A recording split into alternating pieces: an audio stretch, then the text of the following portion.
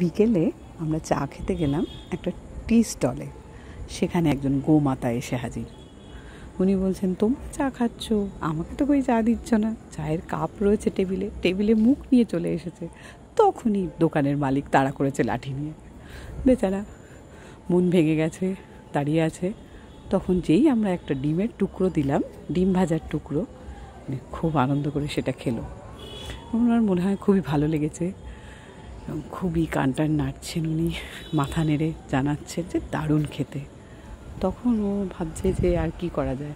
দোকানের দিকে তাকিয়েছে, দেখছে যে দোকান থেকে কি আর কিছু পাওয়া যাবে।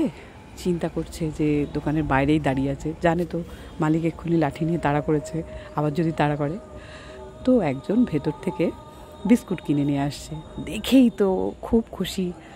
উফ, এবারে তার সঙ্গে চললো বিস্কুট খেতে, এবং যতগুলো বিস্কুট ছিল ততগুলোই উনি খেলেন। উনি গোমাতা বলে কথা, উনি আমাদের সবার উপরে।